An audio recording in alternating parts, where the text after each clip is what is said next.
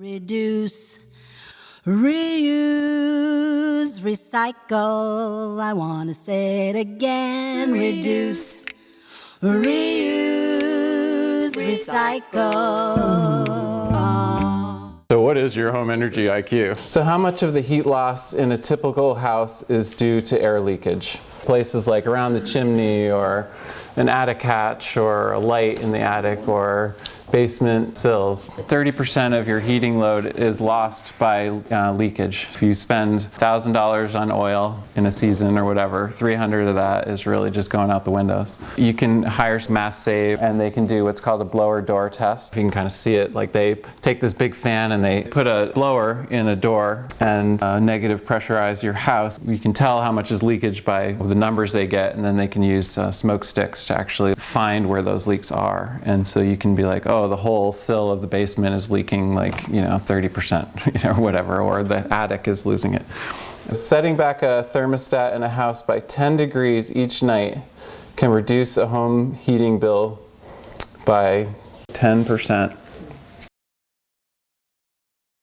Installing the top 2 feet of a typical basement wall can save how much energy in a typical New England home? So if you're talking about the basement, right? So the basement's usually exposed to the elements, right? And so on the inside, if you can insulate it, 2 inches of foam along the upper portion of the basement wall saves about 20% of your energy needs. It can be on the inside too, but like if you look at your house, usually some amount is above ground, yeah. And that's often a weak spot for cold and heat coming in because it's not insulated well. If you can, I would use rigid insulation at all times. And the way, like if you're going to put, or have somebody actually spray foam insulation against the concrete walls, that works really well too.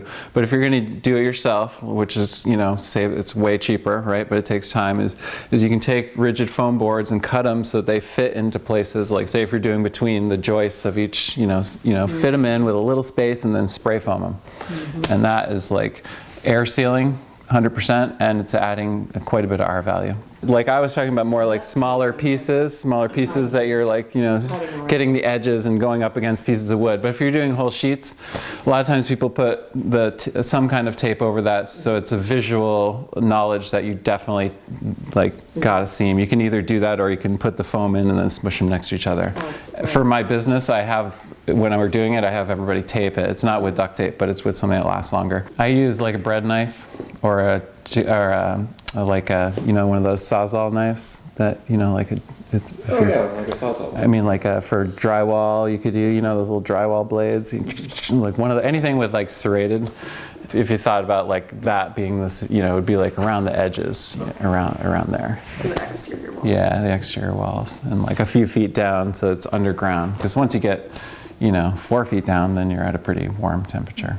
I mean, ideally, if you insulate all the basement walls, that would be the best, because still, even underground, it's only like 45, 50 degrees. It's not like it's swimsuit weather or something, but so the more you insulate the house, okay, so for example, like my house is super insulated, right? So underneath the slab in the basement, the concrete slab, I have 4 inches of rigid insulation underneath. Wow. And then where it hits the sidewalls, there's insulation that makes it so that that concrete is completely separate to itself. So it can never get any of that cold coming from the outside walls. All right, and then my walls are insulated too.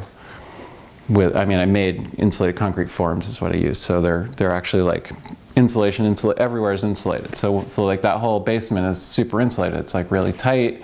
There's no leakage of the ground cold. There's radiant heat, which I just have hooked up to. My wife has a walkout, it's her studio, so it's a walkout basement. So she's an artist, and so big, like 2/3 of it are her thing. And it's just hooked up with a little 30-gallon electric hot water heater. Yeah. And it doesn't take, we probably spend like $400 a winter in heat for that one thing. It's on for 4 months or 5 months or whatever. I don't have a boiler. Like we don't, we have a pretty good sized house, like including that full basement, it's like 2,800 square feet. And we have, our heat source is that 30-gallon hot water heater for the basement. And I took, purposely, I used to live in Wendell in this little cabin, and I brought the wood stove that used to heat that house with us to prove that little wood stove would heat a much bigger super insulated house. A super insulated house How much more does it cost to build than a conventional house? Yeah, it's basically like a house that has a lot of insulation. So a lot of insulation in the attic, in the walls, in the basement floor, in the basement walls. Roof would be R60, walls are 40, yeah, basement R20. If you built a 2x6 normal typical wall with fiberglass insulation, it's R19 supposedly. It's really more like R15 or so. Right where you put the insulation in the wall bays, if you could picture a wall of insulation with bays, you know, studs and then bays of insulation filling in the middle of that insulation, it's R19. Against the studs, you know, it's really low, probably R10. So then you take the combination and you get somewhere in the middle. Super insulated house costs about the same as a conventional house. You start to save on some other things, like the boiler. So like what I'm talking about is how little I put in there. If you build a house that's comparable to this but not super insulated, you know, then it's going to be about the same. You know, because you still need ventilation of some sort, which we'll get to at some point. You know, you're still doing all the work. There's a few extra things there, and the extra things you're doing are costs that are one-time costs. So you're adding a bunch of insulation. You're only doing it once. You're not like paying your oil bill for the next million years, right?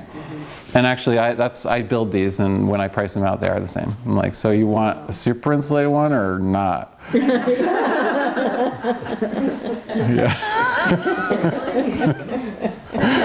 And if you're talking to somebody who doesn't know how to build a super insulated house, then it's not going to work out that way. It'll come out, they'll assume it's more expensive. Yeah. Because they'll still put in that full heating system. Yeah, they want density.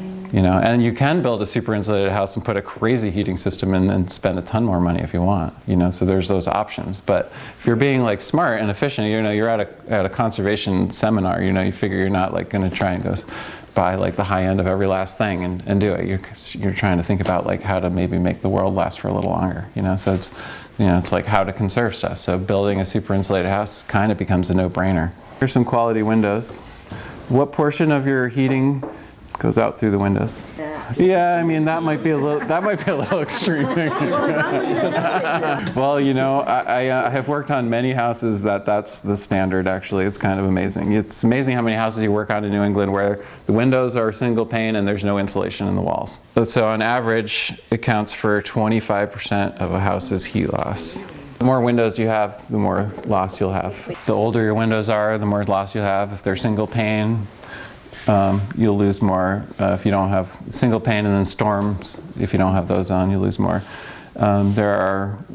We've done some workshops here. There's something called a Winsert, which is a window insert, and they're really inexpensive to build. They're basically building some little wooden frames, putting some of that plastic on. When you blow dry it, it makes it see-through, and then some foam wrapped around the sides, and they compress a little bit. So if you get it so that it kind of compresses in there, that's the real seal. Yeah. But they are very cheap, and here it says $1 per square foot and can last for years. And you guys have them on, right? And we have them in every window of our house. We started off with the leaky skylights and found out about it like in October one year, earlier winter year.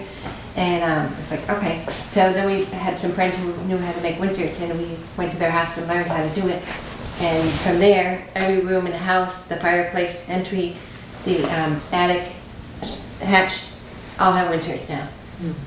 Just the fireplace one alone, chimney sweep person or whoever came in and said, probably on the draft, save $200 a year. Just on that. No, you could paint your wood if you want or not. I just left my natural. We've had them now 4 or 5 years. They're reusable. Really, and you store them like you would a screen. But the thing, you store them carefully. We put them under beds or in the basement or depending on which floor they're on. Yeah, right, great. And they have tabs that are easy to reuse. And you can actually clean them too. And I took a inch-thick foundation, rigid insulation, and you do this overnight, and just cut it exactly. I have old double hung windows, and I just cut it really exactly to the size of the window, one for the lower, one for the upper, and took duct tape to seal the fiberglass around the edges. And I made just, I can sew a little bit. It's very easy to cover make, it's like a pillowcase you make. And it takes me about 8 minutes to go through my house, but when it gets dark, I put those in every single window in the house. Oh, I see, yeah. And take them down in the morning. And when I take them down in the cold winter, man, the outside of that and the inside of that, the outside of it is so cold. And then I didn't anticipate this, but I found out in the summer when it's really hot out. Oh yeah, do it as well. I keep the house so much cooler when I put those in. So I think those have made a huge difference. At Eastern Textile, they had a fabric called Warm Window, and you can make your own. Right, I made it for all mine. Oh, did you? And Nice. same thing. When you open that, you almost get like the condensation and the cold and everything. But you know, and I even when you put those down, and maybe the same for you, you all of a sudden automatically feel warmer because of you feeling that it's not exposed. Yeah. And you feel a rush of cold air when you take them off. And you do. You totally do. So they're like they're like Roman shades, but they're thick. Nice. And they work great. And they have magnets on the edges, so the magnets. Yeah, that's cool. So it actually really holds it tight. And on your frame, so it actually does give a seal. Okay, how much heating does a typical house receive from the sun through its east, south, and west-facing windows? On average, solar gain can supply about 25% of a home's heat. Window screens block 30% of the sun. Oh, wow. Yeah. So always remove those in the winter. And then if you really, it says here, if you really make an effort, a well-insulated passive solar home can be heated by 80% or more by the sun, which is pretty much my house. That's pretty much what my house does. It's like, if today was sunny and it's 40, I mean, we actually have no heat going right now anyway, but we cooked some bread last night, so it's, you open up the oven and you actually notice the difference. It's pretty awesome. So a real well insulated house with properly aligned windows can get up to, this 80%. I think is probably the max that you can get because there's, because it is a house. We live in New England. My mom has like a glass porch, so she has that kind of like on the extreme where it's like hitting that, you open up the house and it warms up the house. Sun goes away, shut the door. So replacing 5-gallon flush toilet with a 1.6 gallons per flush unit will save a family of 4 how much water per year? And it's got some pretty drastic numbers here. So that's for a year. How much do you think it'll save? It's the highest number. It's 24,820 gallons of water a year is saved when you don't use the old school toilets. So in Greenfield, it costs $3.47 for 1,000 gallons of water, and $5.31 for the sewer to treat it. So using 24,820 gallons less would save you $218 if you lived in Greenfield or were on town water and sewer. A lot of these little things really add up. Say an average family of 4 can get how much of its hot water needs from the sun? I'd like to meet this average family. I always hear about them. It can supply 70% of your hot water needs. Okay, yeah, so there's PV is photovoltaic. That makes electricity, right? And then there's solar hot water, which just heats up either water directly, not so often, but like a glycol or like something that doesn't freeze, like an antifreeze but non-toxic. Yeah. And then it does a heat transfer at a unit. The TV cable box you turn off with remote control is still consuming how much power? Here we have a little comparison here as one of the incandescent light bulbs would be 60 watts. You know how when you have things off and they still have their little red light on? Yeah. I was actually just at my house the other day, and my daughter's boyfriend, who's like 16 or 17, he was like unplugging my phone chargers, because he's like, they take still half the amount of electricity when they're just plugged in without a phone, as in when you're charging. Okay, here's the phantom load one, the cable box. 29 watts is what it draws, whether it's on or off. Electricity costs you 15% per kilowatt hour. If you replace a 60 watt incandescent light that runs 4 hours per day, LED lamp saves 1084 a year. That's one lamp. So if you have, how many lamps do you have in a house, right? You can save a lot of money, actually. Average Massachusetts home uses about 600 kilowatts of electricity each month. How large would a solar system need to be to supply this amount of energy? So pretty small. Actually, that's a pretty small system. So a family of 4, what size solar panel array would you need? So these are the PV modules. This is the inverter, just hooking up to a home circuit box.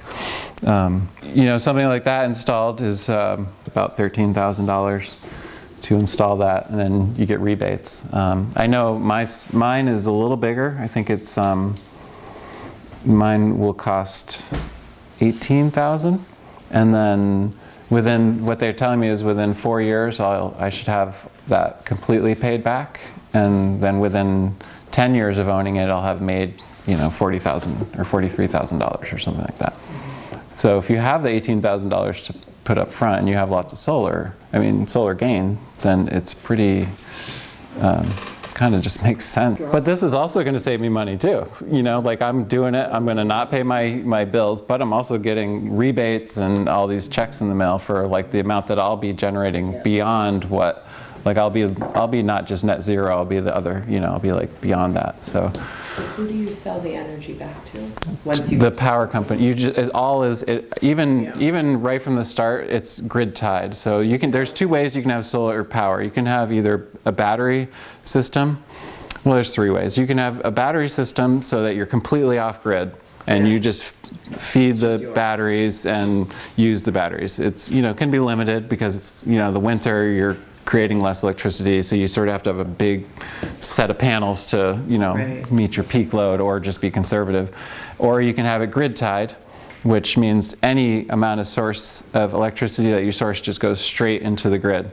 Okay. And so then it's not even necessarily the same electrons that I'm using to turn on my light as what I'm getting from my solar panels. It just goes into the whole grid system, and then I'm pulling off when I need it and giving it when I'm creating it. So the meter just goes backwards, basically. Right. And the third way is that, well, my longer term is that, so I'm going to have a grid tied now because the incentives are great, right? But really I'd rather have the option to be off the grid so that you can have batteries and be attached to the grid. That's my third way anyway. It's changing a lot right now because of Tesla.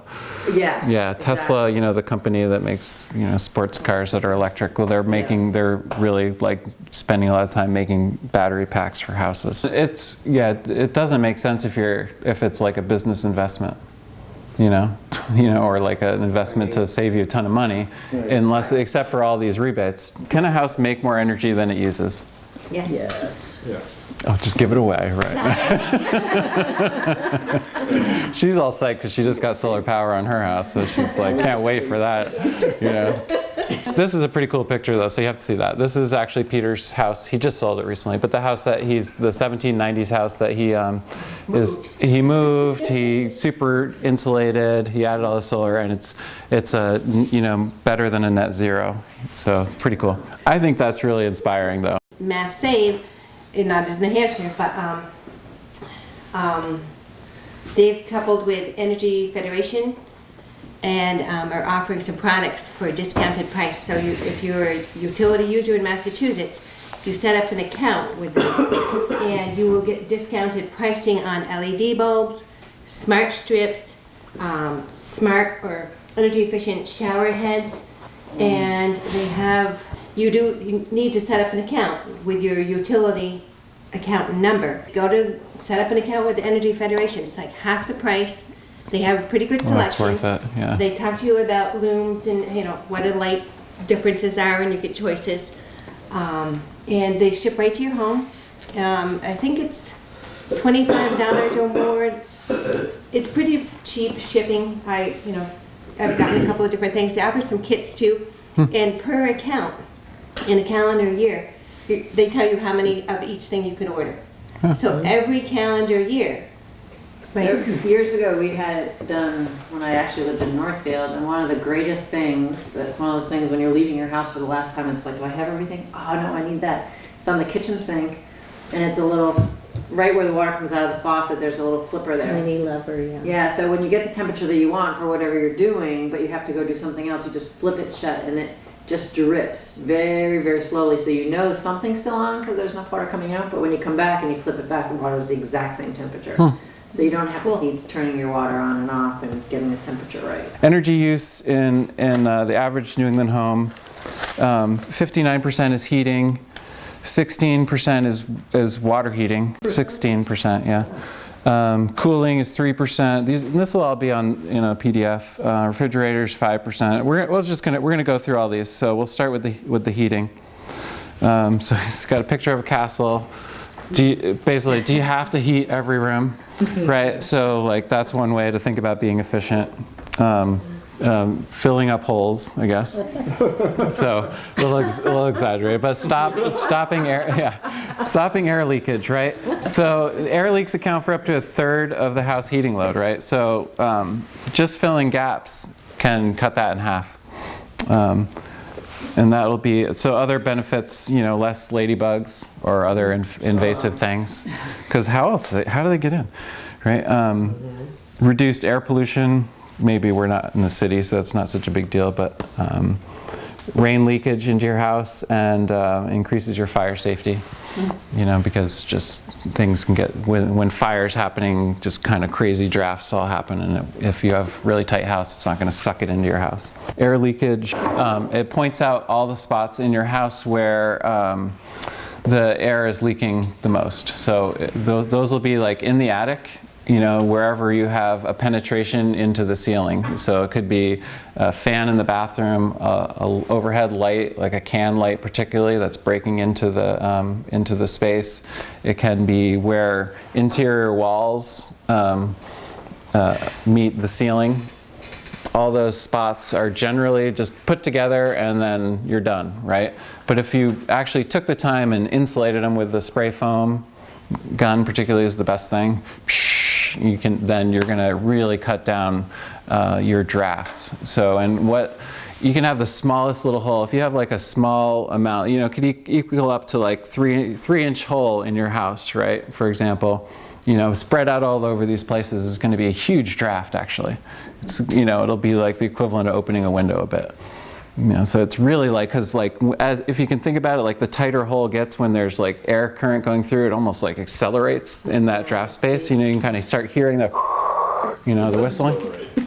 Well, all right, so, right, so it's bringing in fresh air in a way that you don't want, and it's not necessarily the freshest air because usually it has to make its way through fiberglass insulation, so. Fiberglass insulation, when you take apart a house, you can see fiberglass insulation that's dirty. What that means is it's working really well as an air filter. So the air is going through, but it's stopping the dirt and particles that build up.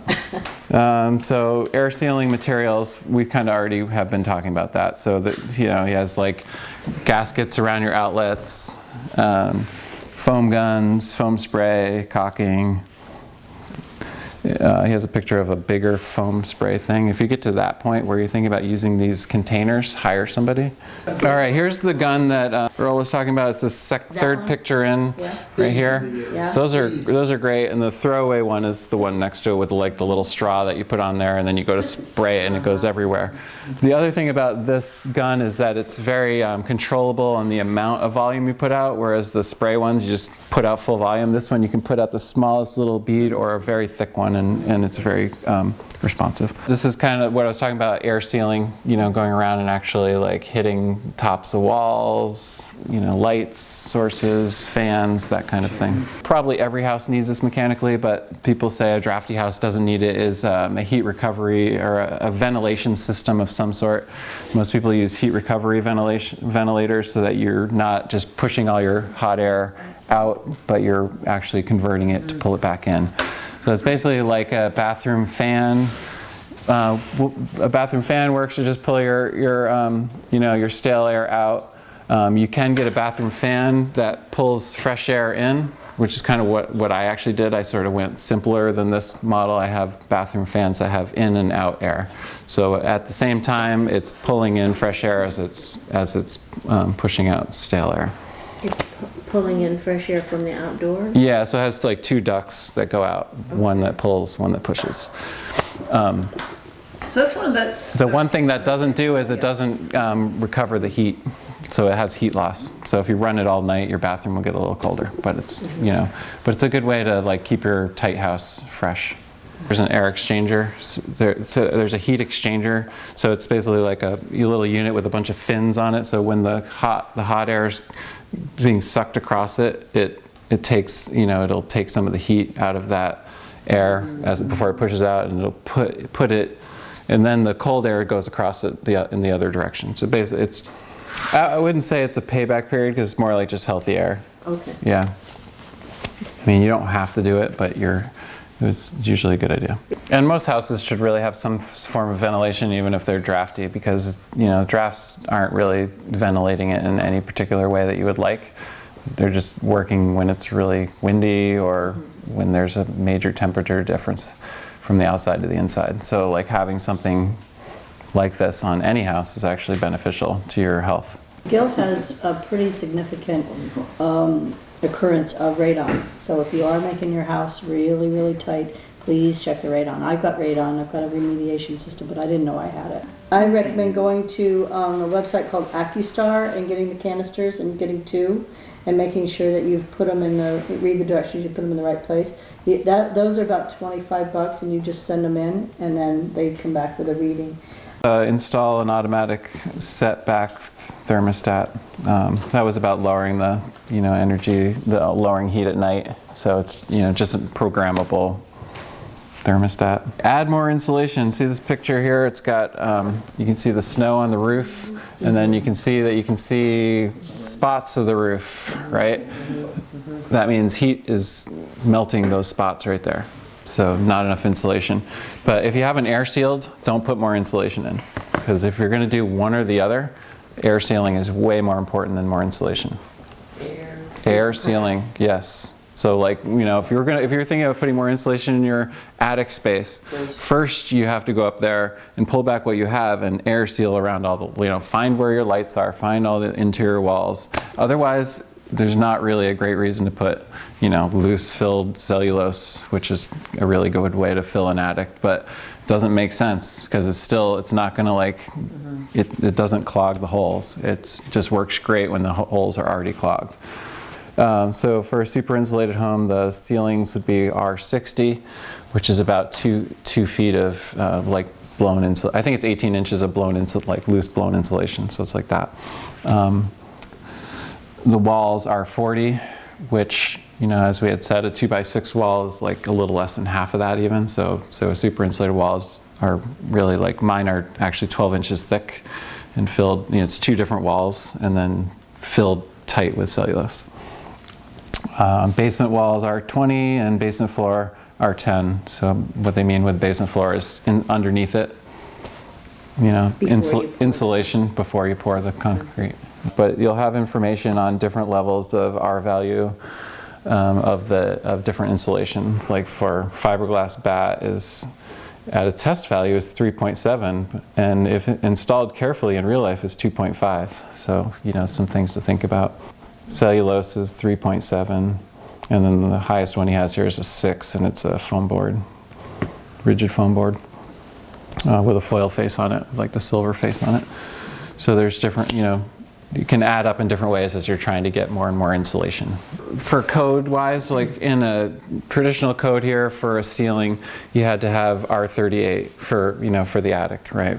Like for sloped walls or whatever, you had to have R38. And then they started with a stretch code, which is add 20%. So it brought it to R49. So people started being like, how do I do this? And so they would do like a combination of 2 inches of rigid foam and then fill the rest with fiberglass or cellulose or something like that. So you can do all kinds of combinations. You can do spray foam for the first inch to make it really super tight, and then cellulose for the rest because it's much cheaper.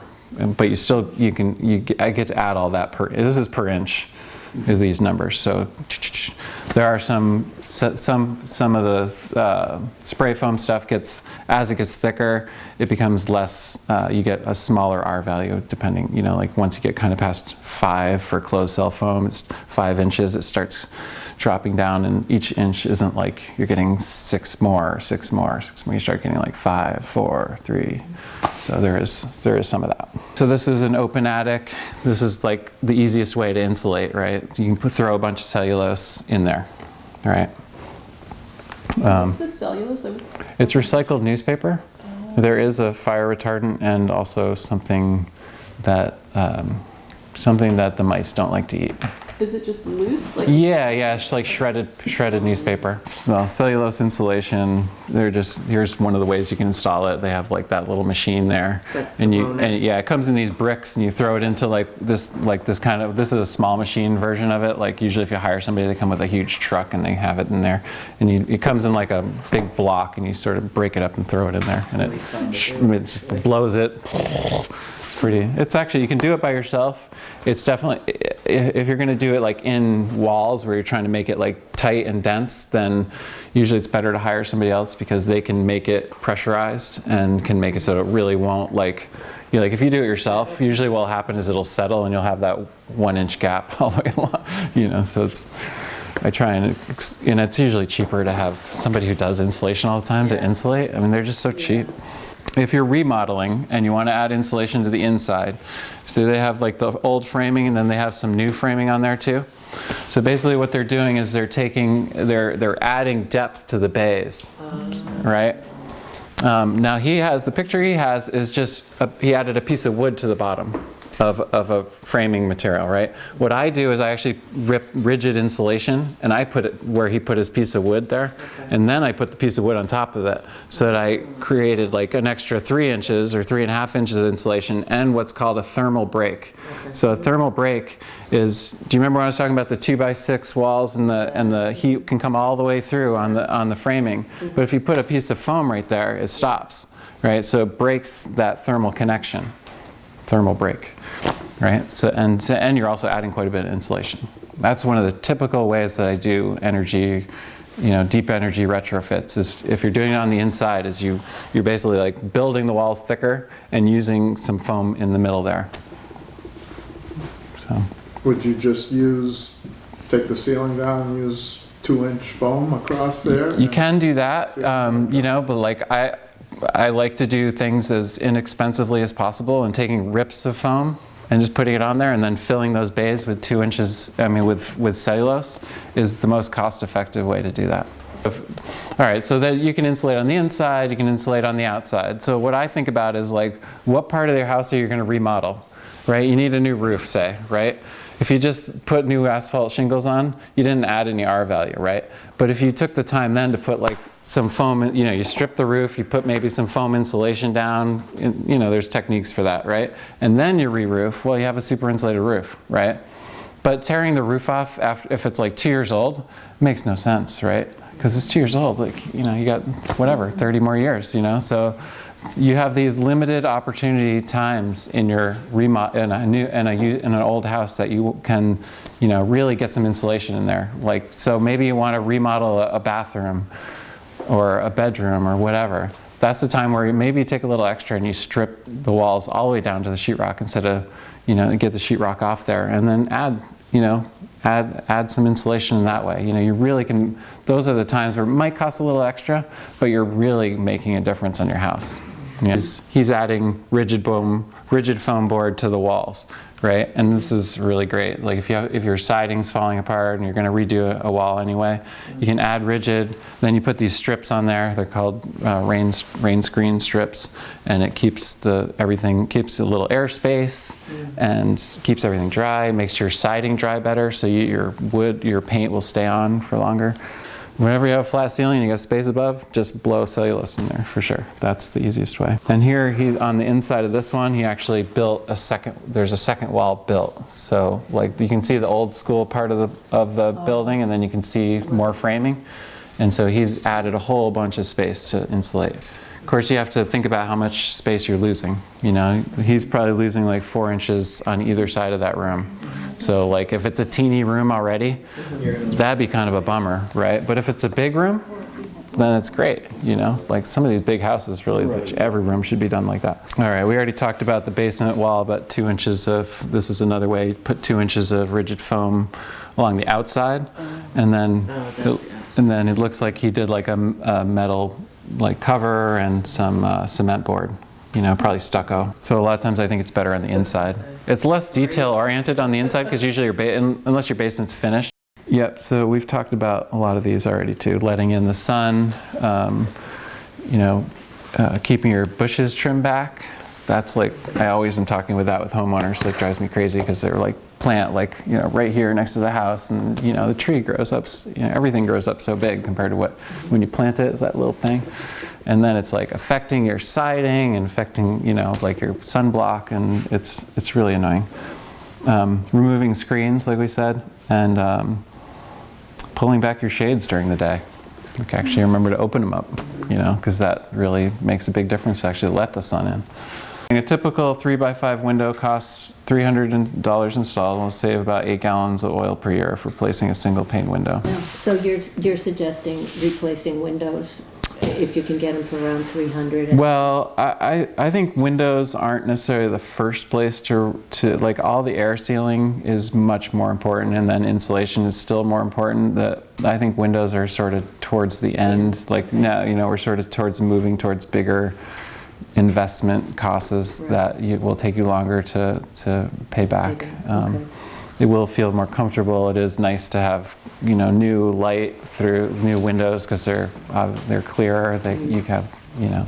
So technology of the windows is changing. So I mean, you can look at windows that were replaced 10 or 15 years ago, and they don't have as good of technology of energy efficiency as they do now. Right. So if you do all the other things and then you go and do the windows, and you've got the latest. Well, so 10 years ago, even just 10 years ago, all the windows in the United States were basically were based on window testing in Florida.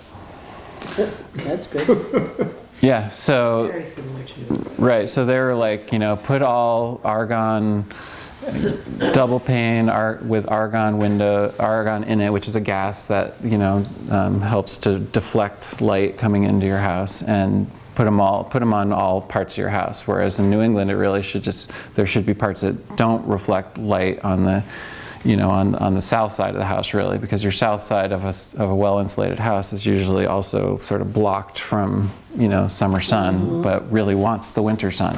Exactly. And so, you know, those windows shouldn't necessarily have the reflectivity that most windows have. Would have, yeah. Yeah, here is a nicely painted Winsert, so she's just putting that in. Just a little thing. It's just a little, you know, little insert kind of thing. This one kind of looks more professional than. Yeah, and there, you know, this one's kind of like that one looks like maybe a, you know, either really well done or, you know, maybe sold professionally. So these are the window quilts I just showed off there, and I think we talked enough about those probably. There were some numbers he has is that it will add 3.7 R value to a regular double pane window. That's kind of a lot for a window. That's like doubling it, so it's cool. When you make them yourself, it's really cost effective. Yeah. Whatever your heating system is, you know, it should be at least serviced every year, right? So it runs as efficiently as possible. If it's like that, then you should have a new furnace. And maybe, so some things here that you could use are pellet stoves. And they're pretty efficient, 75 to 85%. They're fairly easy to use, but they do, you know, there's a certain amount of moving bags around and whatever, and they have a fan, so if electricity does go out, they don't work. All right, heat pumps, which is the mini split you were talking about, the thing up on the wall. Yes. Yeah, okay. I think we have a picture of it somewhere. So it looks like that. Yep. Yeah, and then there's an outside unit too that goes with that, the heat pump here. I think they work pretty well either way. Now this is called a ductless mini split, is what they're referred to, and so it's an air-to-air heat pump. So it works like your refrigerator, but they're very efficient. So there's the unit on the outside that pulls heat out of the air, even if it's really cold. Like he does say it works down to -20. I'd say it's not very efficient at -20. It's probably more efficient to about 5 degrees, and then it starts. Basically the way it's running is it's running off its own system, and when it gets really cold it starts using a lot of electricity to heat, so it becomes very inefficient really quickly. It kind of becomes a electric resistance heater, but the rest of the time it's really lovely heat, and it's really efficient air conditioning. So for the same unit, which you can get them installed for usually under $3,000, you all of a sudden have pretty good heat. If you have a tight house, you have plenty of heat, and you have really good air conditioning. I personally did our solar hot water and our mini heat pump through the Mass Save program. After an audit, you tell them you want to do the heat loan program. They give you a certain number on the form, and then you can get special financing, or actually, no, but you can find a 0% interest. 0%, yeah. Banking institution to finance your loan for up to 7 years. So that's how we took advantage of that after an audit. Did both of those at the same time. It's a little more complicated when you have two contractors and all the specs they want with it, but it's doable. And now I have 7 years to pay for it at no interest. The standards in Mass are changing a little bit. It used to be you could get an energy audit every year. I think they're trying to go to 3 years. If you've had one in the last, call and see if it's still valid to be able to look at the heat loan program. So it could be for your HVAC system, it could be for, unfortunately it's not for TV. The Mass Save is the best to go through. And there are rebates. They change so often that you couldn't put them in a slideshow like this necessarily. This slideshow looks like a couple years old, but you can get rebates for mini splits, for new appliances, for hot water heating. There are rebates. You can't get them for all of them. You'll get a certain limited amount. But I know mini splits, we did one in February, and I think they got a $750 rebate for that one. So they're pretty substantial. Well, if you're using air conditioning, using like air conditioners, this makes a lot of sense. They're way more efficient. Low flow fixtures would make sense. Non-aerated is generally better because aerated cools down your water quicker. So if you have aerated, shower heads, it's gonna use more energy to keep your water hotter. Insulating all your hot water pipes, super cheap thing to do. You only have to do it once. I mean, you think about a thermos, right? If you brought your heated mug and it had a thermos, it would stay a lot longer than if it didn't. Insulate your hot water heater. If you have the standard, it should have insulation around it. Even if it's in your basement's still not going to be 120 degrees like your hot water would like to be. If you have a hot water heater, that's just your boiler. So a lot of houses have their boiler, their heating system, it cranks all summer too, because it's not heating their house, but it's heating their water. So anytime you turn on your shower or anything, it's just going to be running your boiler. So there's this thing called the electric heat pump water heater, which is awesome. It works like the ductless mini split, but in your basement. So it really uses almost no electricity. It pulls moisture and heat out of your basement to heat your hot water. It's pretty awesome. So here's what solar hot water on the roof looks like. Just saying. It kind of looks, they're just bigger panels. They're just thicker. Those big panels. Yep.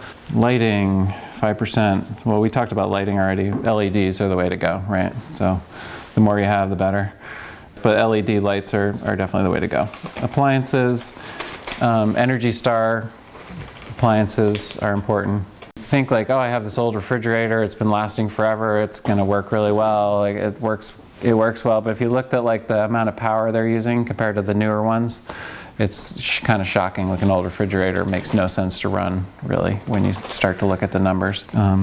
This is a kilowatt checker, this thing here. This is actually really interesting. I have one of these myself. So basically what you do is you plug it into the wall and you unplug your refrigerator and plug it into that. Anything that plugs in, you can plug it into this first and just check. Phantom loads account for 14% of electricity use in the United States, which that is ridiculous. So for example, a dustbuster plugged in charging, it's a 5-watt load, adds up to almost 4 kilowatt hours per month. This can be eliminated if it's plugged into a switched outlet or one of those power strips. And that's like what our society needs. We need to be talking about all this stuff, you know, and like thinking about it, and just, you know, it should become normal. Like every kid should know about this, and like, you know, it's hard enough to train adults. You've probably seen this by buying appliances, but the energy guide, buyer's guide. The farther it is to the left, usually the better. Replacing an old refrigerator, freezer with new Energy Star, I guess we talked about it. It can save hundreds of kilowatt hours of electricity, and there's a $75 rebate. So if you need a new washing machine, the front loaders use about 1/3 of the amount of water as a top loader. The one thing that you have to be careful with those is because, you know, a top loader isn't made to be like watertight with their top, right? So a front loader is, and if you keep it shut when you're not using it, it gets nasty. So you have to leave them open. It does save a lot of water, and also, you know, we do hand dry, but if you're also using a dryer, because it spins so much faster, it actually makes them drier. So like all these like little things are like the easy things to get, right? The low-hanging fruit, you know, like caulking your, you know, and sealing everything is like much easier and cheap, right? Then like once you've done all that, well, get solar power, right? And so this house, which is very much like my house, it costs $18,000. Rebates will bring it down to $9,900. And you know, you get about $2,400 per year in electricity created. There is a new financing coming out for solar power, and you can either get the rebates or you can get the financing. So I financed through Greenfield Savings Bank, and it's like under 3%. Right. So like right now is a great time to finance anything. I'm using Solar Store in Greenfield, and they sub out what they actually do. They don't do their installs themselves. They've been helpful for me so far. We haven't done the install. I know a lot of people have had success with PV Squared out of Greenfield. And Renewed by the Sun, I think, is another. So there's also another alternative now. There's going to be community solar farms that people can lock into. And so maybe you don't have enough solar of your own to make it worthwhile, even if you wanted to do it. Then you could, the Co-op Power is starting a new program in Greenfield where they want to have people buy into it, and then you would be able to connect to their grid, connect to their source, and do your grid. So the last one is basically like the solar setup. So that's just the components for a solar PV system. Incentives through Mass Save for apartment buildings for more than 1 unit buildings. I think it can be up to a 4-unit building. So look at their website. You know, it would need cooperation with the land property owner, but it might improve for everybody in the building. Yeah, that's a good idea. And no cost, it's no cost. And they'll come and make recommendations, just like for residential single home, to the homeowner, or building owner, property owner, I should say, in this case. So the first thing I would do for everybody except Earl is to call Mass Save. They set up an auditor to come to your home. Yes, they have the auditor call you directly. And then from there, they'll come and make an appointment, do an assessment, write your recommendation, tell you about some of these resources. Reduce, reuse, recycle. I want to say it again. Reduce, reuse, recycle.